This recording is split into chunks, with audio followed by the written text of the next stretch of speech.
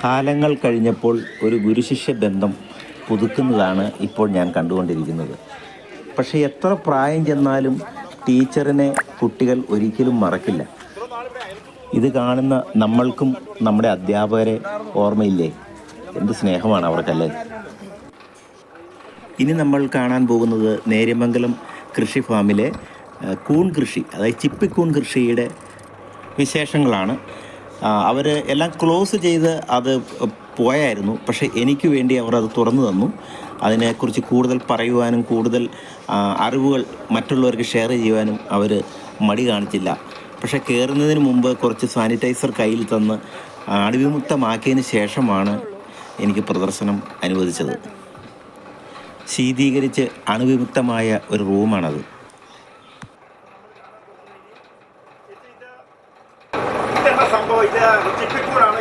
ചിപ്പിക്കൂണാണ് ഇത്. ചിപ്പിക്കൂടാണ് ഓടക്കാലിയിൽ നിന്ന് യൂണിവേഴ്സിറ്റിയിൽ നിന്ന് മേടിച്ചു കൊണ്ടുവന്നേക്കണയാണ്. ഇത് നമ്മൾ ഇട്ട് ഇപ്പോൾ ഒരു മാസമായതാണ്. ഇതിൽ നിന്ന് വിളവ് ഇപ്പോൾ ഒരു 10-15 ദിവസത്തെ വിളവ് എടുത്തു കഴിഞ്ഞു. 15 ദിവസം കൊണ്ടല്ല, 15 പ്രാവശ്യം ഇപ്പോൾ വിളവ് എടുത്തു കഴിഞ്ഞു. ഒരു ദിവസം 10 കിലോ 15 കിലോ വീതം ഇതിൽ നിന്ന് എടുക്കുന്നു. ഇപ്പം ഈ ഇത്രയും സാധനത്തിൽ നിന്ന് ഇപ്പോൾ ഒരാഴ്ചയും കൊണ്ട് എന്ന് വെച്ചാൽ 45 കിലോയിൽ മുകളിൽ പോയി വിറ്റ് കഴിഞ്ഞു. 45 കിലോ നമ്മൾ സെയിലിലേക്ക് പോയി. പിന്നെ അച്ചാറായിട്ടും പോയിട്ടുണ്ട്. കൂൺ അച്ചാറുണ്ട്.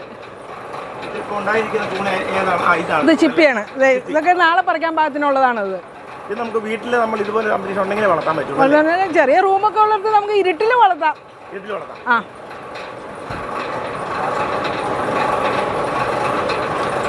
ഒരു ഇതിന് അതിനൊരു 25 രൂപ മുടക്കം വരുള്ളൂ. ഇതിപ്പോൾ 2 എണ്ണത്തിന് 50 രൂപയുടെ ഒരു പാക്കറ്റ് മേടിച്ച് വിത്ത് മേടിച്ച് കഴിഞ്ഞാൽ നമുക്ക് 2 എണ്ണത്തിന് ഇടാം. ആ, ഒരു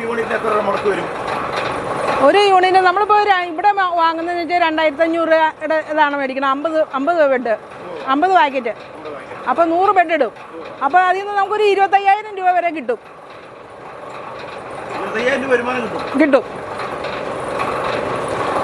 ഒറ്റ ബെഡിൽ നിന്ന് തന്നെ നമുക്ക് എന്നാ വെച്ചിട്ടുണ്ടെങ്കിൽ 1 കിലോയിൽ മുകളിൽ വിളവെടുക്കാം.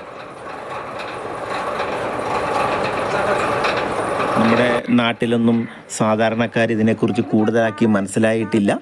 അതുകൊണ്ടാണ് കൂടുതൽ ചിപ്പിക്കൂൺ കൃഷിയിലേക്ക് ആരും തിരിഞ്ഞു നോക്കാത്തത്. നമ്മുടെ നാട്ടിൽ ധാരാളം കുടുംബശ്രീ പോലുള്ള സംരംഭകരൊക്കെ ഉള്ളപ്പോൾ ഇത്തരത്തിലൊരു റൂം വാടകയ്ക്കെടുത്ത് ചിപ്പിക്കൂൺ കൃഷി പ്രോത്സാഹിപ്പിക്കുകയാണെങ്കിൽ വീട്ടമ്മമാർക്ക് വലിയൊരു വരുമാനം ഇതിലൂടെ നേടിയെടുക്കാൻ പറ്റും. ആവശ്യക്കാരും ധാരാളമുണ്ട്. വലിയ മുതൽ മുടക്കൊന്നും കൂടാതെ ഇത് നടത്തിക്കൊണ്ട് പോകാൻ പറ്റും. ഇനി നമുക്ക് മറ്റൊരു കൃഷിവിശേഷവുമായി നാളെ വീണ്ടും കണ്ടുമുട്ടാം. അതുവരേക്കും എല്ലാവർക്കും ഗുഡ് ബൈ.